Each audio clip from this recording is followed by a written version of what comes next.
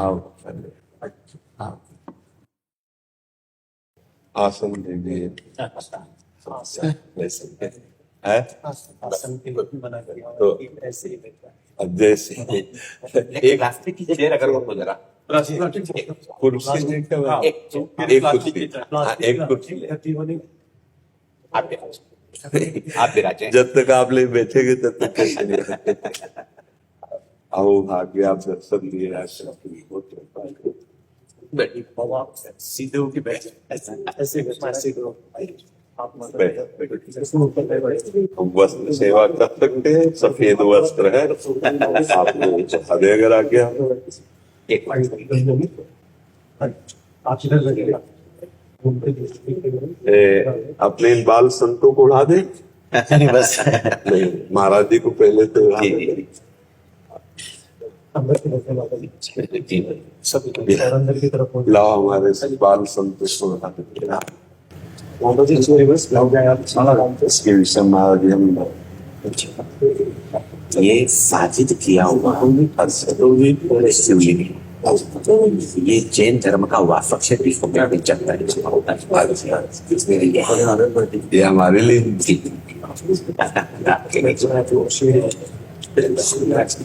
एक से दो को मिला और सुख के लिए ले। वैसे हम आपके चरणों में बैठे पर शरीर अस्वस्थ होने के कारण गुरुजनों के चरणों में बैठने में जो सुख है वो आसन में बैठने में नहीं है, पर दोनों की दिख रहा है इसलिए इसको आसन की जरूरत होती है। ऐसी विपरीत परिस्थिति में भी ईश्वर ने जो आपको अतुलनीय शक्तियां प्रदान की है और जिन शक्तियों के माध्यम से अनंत संसार जो आपकी वाणी का लाभ उठा रहा है, ये देख करके हमारे मन में अत्यंत प्रसन्नता हो रही है। इसमें केवल आप संतों का कृपा बल काम करता है। जो संतों का एक करुणा में स्वभाव होता है, उसी करुणा में स्वभाव से पोषित होकर अगर देह भाव से युक्त हो जाएं अभी, तो अभी कोई सामर्थ्य नहीं है, लेकिन इस देह को यंत्रवत केवल चलाया जा रहा है और हम उसे देख रहे हैं, केवल बस इस भाव से चल रहा है जी। मैं जैन धर्म के श्वेतांबर आमनाय से जैन संत हूँ। अच्छा, उसमें एक है दिगंबर, दो परंपरा है जी। भगवान महावीर की जो परंपरा है वो दो परंपरा है। एक श्वेतांबर परंपरा जिसको हम बिलोंग करते हैं, एक दिगंबर परंपरा जो वस्त्र रहित जी जो परंपरा होती है। तो हम भ्रमण करते हैं और भ्रमण करते करते पैदल भ्रमण करते करते अयोध्या, नेपाल आदि भ्रमण करते करते इधर आना हुआ। जैन परंपरा में, जैन शास्त्रों में वैकुंठ, ब्रज आदि का अनेक स्थानों पर वर्णन। मन में एक बड़ी तमन्ना थी, कृष्ण जी की जो पवित्र भूमि है, तो उस भूमि के निहारने के लिए, दर्शन करने के लिए यहाँ आने का भाव था। हमारा मथुरा में एक बहुत प्राचीनतम जैन मंदिर है कल्पद्रुम पार्श्वनाथ मंदिर। तो वहां के लोगों ने मुझे स्पेशल आग्रह किया कि गुरु जी आप यहाँ तक पधारे हैं तो एक बहुत अच्छे सुलझे हुए उच्च संत है, अगर उनसे आपकी मुलाकात होगी। ये तो आपको दर्शन देना था महाराज जी, इसलिए। और सनातन धर्मों जी, इन दोनों धर्मों की जो एक वाक्यता है वो बहुत आपके विचारों में बहुत अच्छा होगा। महाराज जी, मुझे आज तक कभी ये अनुभव ही नहीं हुआ कि कोई और धर्म है जी। हमें ये लगता है जितने भी धर्म हैं सब आत्म स्वरूप के हैं, इसलिए मुझे और कोई धर्म नहीं है। सब हमारे गुरु भाई लगते हैं, सब हमारे घर के लगते हैं, हमें आज तक कोई पर लगा नहीं। बराबर, बिल्कुल। हमें सब अपने लगते हैं। जैसे आप आए ना, हमें लगता है मेरी आत्मा आए, मेरे प्राण आए, मेरे जीवन आए मुझे कृतार्थ करने के लिए। मुझे कभी ऐसा नहीं लगा। और पूज्य श्री महामहिम महावीर स्वामी जी की वाणी पढ़ी है जी, तो हमें कहीं किंचन मात्र भी अलगाव नहीं लगा महाराज। हेलो। मूल जो सिद्धांत है, जी। मूल जो बातें हैं, बस महाराज जी हमें मूल पकड़ना है। ऊपर की डालों के विभाग में अगर हम जाएंगे तो परेशानियां आ जाएंगी, और जब मूल में आते हैं तो हमें एक ही कृपा नजर आती है। एक भी शब्द का कोई अंतराय ना हमें गुरुवाणी में मिला है, और ना हमें पूज्य श्री महावीर स्वामी जी की वाणी में मिला है, और ना किसी महापुरुष की मिला है। बीच में जो उस ऊंचाई पर नहीं पहुंचे वहां खंडन मंडन की बातें आती हैं। लेकिन ये तो उन लोगों की प्रवृत्ति है जी, जो बाह्य प्रवृत्तियों में ही, मतलब हाँ भाई, जी जी जी जिन लोगों जी। को आत्मचिंतनता की बात है, जी। वे खंडन मंडन, हाँ, ये जी। क्या है? मेरे गुरुवर आचार्य श्री नवरत्न सागर सिलसर जी महाराज हैं, जिनके पास मैं 5.5 वर्ष की उम्र में गया था।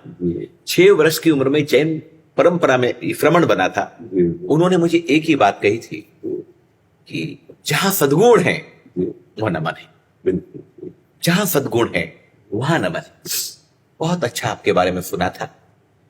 आपकी जो कुछ विचारधारा है वो भगवान महावीर के बहुत नजदीक प्रतीत होती है। बहुत ऐसा लगता है कि एकदम प्रेम, करुणा, वात्सल्य, कृष्ण का जो दीर्घदर्शिता, तो मन में भाव थे। हम अर्ली मॉर्निंग सुबह विहार किया, पैदल चलते हैं जैन संत जी, और हमारे विनीत जी ने बताया था कि आपको ये इतने बजे का समय है। हम सब साधु एकदम अर्ली मॉर्निंग सुबह आए। आज मुलाकात हुई। सबसे अच्छी बात जो है, संत से जब मिलते हैं सौभाग्य खिलता है, आनंद की अनुभूति होती है, और कुछ आनंद शब्दों में व्यक्त किया जा सकता है। कुछ आनंद नहीं किया, अनिर्वचनीय, हाँ, अनिर्वचनीयम प्रेम स्वरूप, शब्दों में जो व्यक्त किया जा सकता है उसकी सीमा है। सीमा है, बिल्कुल बिल्कुल महाराज। जो शब्दों में व्यक्त नहीं कर सकते हैं वो असीमा है, अनंत है, असीम है। काफी हमारे जैन अनुयायी, जैन परंपरा के अनुयायी, वो आपको बराबर सुनते हैं, और आपसे हमारे बीच में वो एक सेतु बने हुए हैं। जैन मुनियों को एक मर्यादा होती है, तो वो कुछ आधुनिक उपकरणों का उपयोग नहीं कर पाते। तो हमें कैसे मालूम पड़ेगा, हमें कैसे पता चलेगा कि भाई आपकी भावनाएं हम तक कैसे पहुंचेगी? लेकिन हमारे बीच में जो सेतु बने हुए लोग हैं, वो लोग हमारे बीच में, आपका और हमारे बीच में सेतु बने हुए हैं। अभी मैं गोरखपुर में था, तो अच्छे संतों की चर्चा हुई कि भाई एक ऐसे संत होने चाहिए सनातन परंपरा में, हिंदू परंपरा में भिन्न भिन्न उंगलियां हैं, भिन्न भिन्न लोग हैं, जहां ऐसे संत मिलना चाहिए कि जिनको देख करके संपूर्ण समर्पण हो जाए। तो उसकी कुछ 2-5 मिनट चर्चा हुई थी। 2-5 जो संतों की चर्चा हुई थी, उसमें एक आपका भी जिक्र हुआ था। तो तभी से मेरे माइंड में था कि अपन जाएंगे, मिलेंगे। एक विडंबना है हमारी जो सनातन परंपरा है, इसमें एक विडंबना है। एक वाक्यता, ऐक्यता, उसमें कहीं कहीं प्रॉब्लम है। आज आपके जैसे जो विरले संत हैं, जो विचारधाराओं के अंदर सभी को समाहित करने की कोशिश करते हैं, जो महावीर को भी जोड़ लेते हैं, जो कृष्ण को भी जोड़ लेते हैं, जो राम जी को भी जोड़ लेते हैं, जो सिख संगत को भी जोड़ लेते हैं, ऐसे संगत के साथ में अगर हम आगे बढ़ते हैं, तो जो विभाजनकारी जो तत्व हैं, जो विपरीत परिस्थितियों में जो भी समाज चल रहा है, इतनी विषम परिस्थिति है महाराज।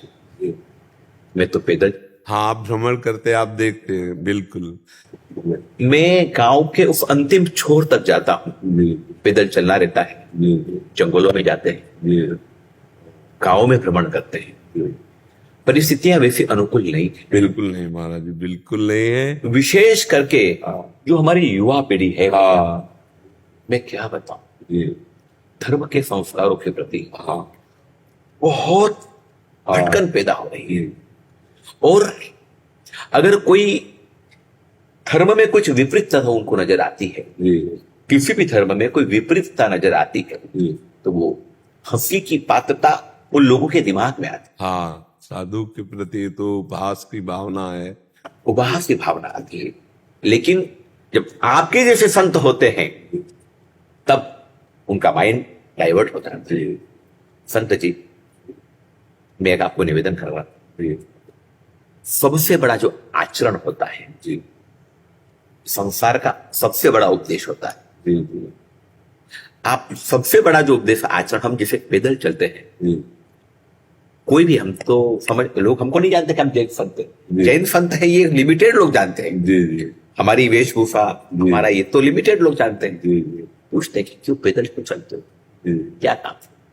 तो जब हम कहते हैं उनको कि ईश्वर की प्राकृतिक व्यवस्थाओं का हम हिस्सा बन रहे हैं, ईश्वर ने जो नेचुरली प्रकृति बनाई, गाड़ी क्यों बढ़ी नहीं, नेचुरल वास्तविकता जो जिस प्रकार से नेचुरल है उसको हम जीते हैं। ये छोटे छोटे संत भी उसी प्रकार से जीते हैं, हम क्या है इसी प्रकार से जीते हैं। तब उनमें जो परिवर्तन आता है, उनमें जो भाव आता है, खूब खूब आनंद मिलता है, खूब प्रसन्नता।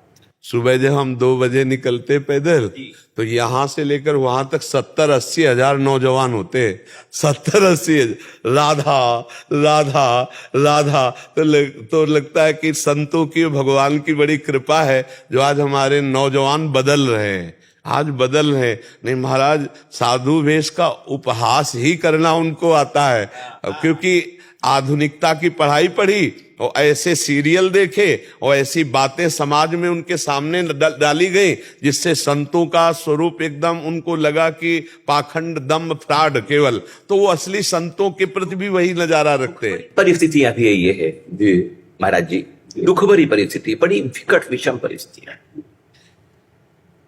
विशेष करके सनातन हिंदू संतों को जी टारगेट बना करके जी वेब सीरीज चल रही, फिल्में बन, हाँ, उससे नए बच्चों के अंदर भावनाएं नए लोगों को मालूम नहीं, नहीं जी नए लोगों को तो वो मोबाइल के अंदर वेब सीरीज चालू करी, जी। कुछ फिल्म देखी, जी और फिल्म में पर्टिकुलर हमारे ही संतों को जी जी टारगेट बना करके उनको ये दिखाया जाता है। ठीक हो सकता है, कुछ परसेंटेज हो सकता है। हाँ महाराज जी, इसमें क्या हुआ कि हम लोगों में जो भगवत लक्ष्य नहीं बनाए हुए हैं और उन्होंने अर्थ और वासना भोगों की पूर्ति के लिए भेष रखा, और जब उनके पास वैभव एकत्रित हुआ तो उस भोग का प्रदर्शन किया, तो वो प्रमाण मिल जाने के कारण नए नए बच्चों को और अश्रद्धा हो गई। तो जब उनके सामने सत्यता का प्रमाण रखा जाएगा तो ऐसा नहीं सब में भगवान उनकी बुद्धि बदलेगी, जरूर बदलेगी। बहुत से नौजवान भाई आपको देख करके हमारी उम्मीदों के अंदर एक नया विश्वास प्रकट हुआ है। जैन परंपरा में जी किसी भी प्रकार की परिस्थिति में, जी और जितने भी जैन संत, जैसे हमारे जितने भी हैं यहाँ पर, या हिंदुस्तान में जितने भी संत, जी कोई भी संप्रदाय, दिगंबर संप्रदाय, श्वेतांबर, कोई भी संप्रदाय, सूर्य अस्त होने के बाद हाँ हाँ, खान पान विभाग बना चाहे जितनी गर्मी, जी जी तो ये आप सच फरमा रहे हैं कि भाई अगर जीवन की अगर शुद्धता प्रक्रिया है तो उसको अपने आप में ऐसा भोजन जो तामसिक भोजन हो, तामसिक आहार, जी वो साधना में तो अवरोध पैदा करेगा, जी जी व्यवधान पैदा करेगा। तामसिक आहार व्यवधान साधना में बिल्कुल। हो ही नहीं सकता। इसलिए हमारा जो आहार है, जी जी भगवान महावीर ने यही कहा कि तामसिक आहार, कोई भी तामसिक प्रवृत्ति नहीं होनी चाहिए। जी और अभी जो विचारधारा है, सबको साथ में जोड़ने की जो भावना है, और बस आप गुरुजनों का आशीष रहे कि हम जब तक श्वास प्राण रहे तब तक आप संतों की, समाज की यही सेवा बने कि जो आप संतों से जूठन मिली है ज्ञान की, वही सबको पवा सके। बस हम प्रभु से प्रार्थना करेंगे, ईश्वर आपका जो स्वास्थ्य, हमने थोड़ी सी जानकारी निकाली है आपके बारे में, लेकिन उसके बावजूद भी अनुकूल परिस्थिति में तो सारी दुनिया चलती है। जी जी जी अनुकूल परिस्थिति में तो सारी दुनिया चलती है, लेकिन विपरीत परिस्थितियों में भी जो ये आपने जो मजमा बना रखा है, हम जयपुर जा रहे हैं। यहाँ से हमारा वर्षावास 4 महीने के लिए जयपुर चातुर्मास। जैन संत केवल 4 महीने ही एक जगह स्थिर रहते हैं, जी 8 महीने उसकी भ्रमणता होती है। जी वैसे प्रायः संन्यास विरक्ति का यही नियम है, हर संप्रदाय की विरक्ति का नियम है कि चातुर्मास एक जगह, इसके बाद आप भ्रमण कर सकते हैं, ऐसा। जी पर खूब प्रसन्नता होगी।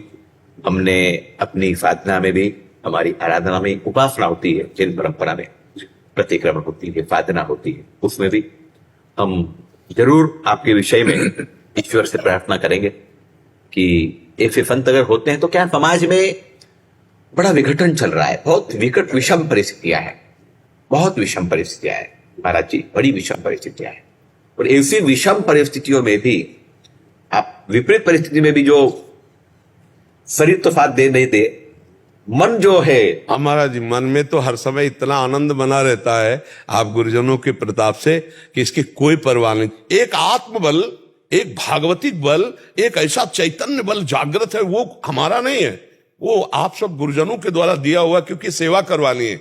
ये किंचन मात्र कहीं कोई हमको ऐसा महसूस नहीं होता कि मैं बीमार हूं, और जब यहां से हटूंगा तब बीमार हो जाऊंगा फिर सैया में पड़ जाऊंगा, फिर 4 लोग वो सब लीलाएं होगी, पर जब तक बैठे हैं तब तक एक अमोघ शक्ति काम कर रही है, गुरुजनों की, आप सब महापुरुषों की शक्ति काम कर रही है।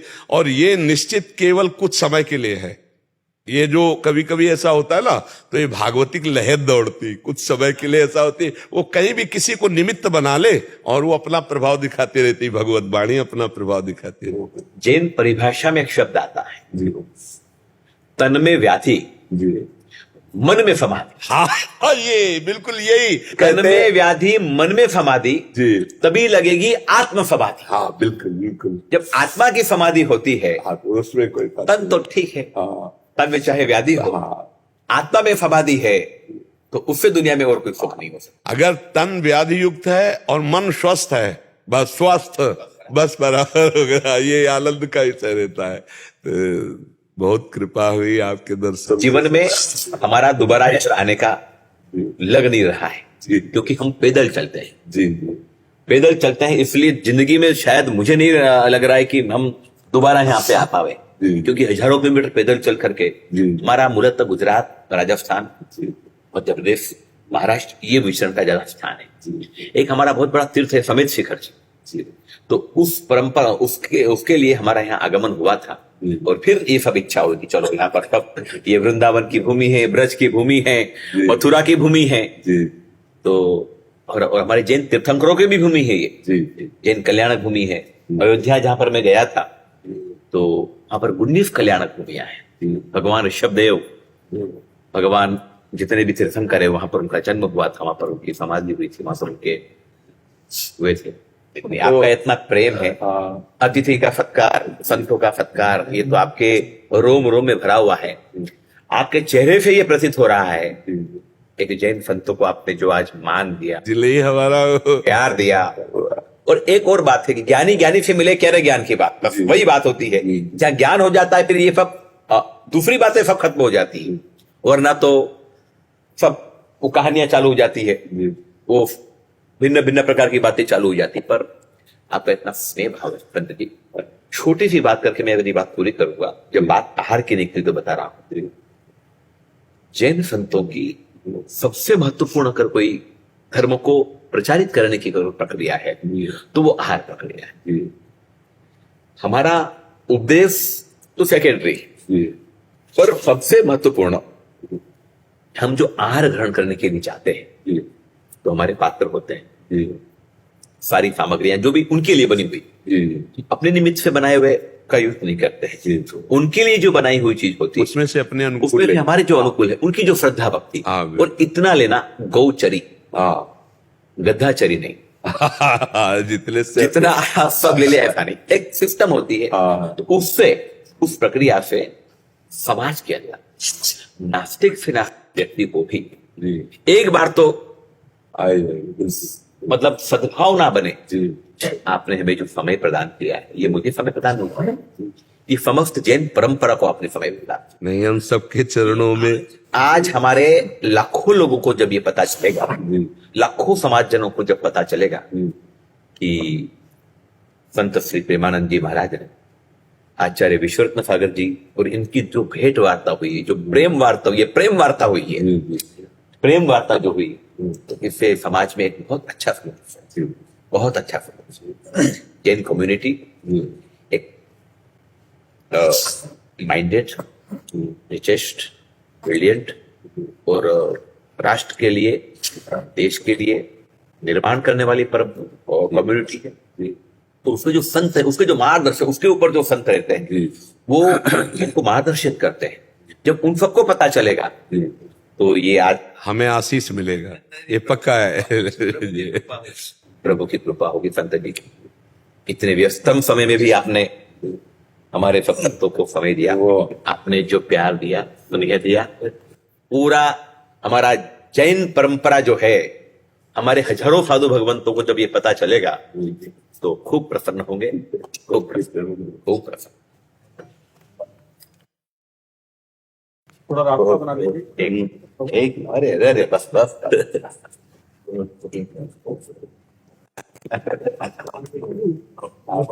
कभी कभी दास की तरह स्मरण कर थोड़ा कभी संपर्क करेंगे। जी कभी जी जी थोड़ा रास्ता गुरु की आज्ञा में सदैव रहना, जी, जी। गुरु के लिए जीवन समर्पित कर देना, सुनो क्या बोल रहे हैं। ए बेटा सबसे क्या बोल रहे हैं, जरा जो की जीवन शिक्षा का है। प्रकाश, कहीं भी किसी के जीवन में प्रकाश हुआ है तो अब गुरु को समर्पण, जो तन मन प्राण से, तन वांग मनोभी रमले सोहम तविवास्थिता, शरीर मन और वाणी से अपने को गुरु का जो गुलाम समझता है, सेवक समझता है, वही जगत में सबसे बड़ा महान बनता है।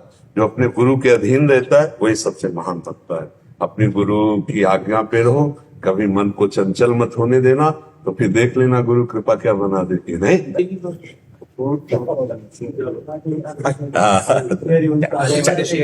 very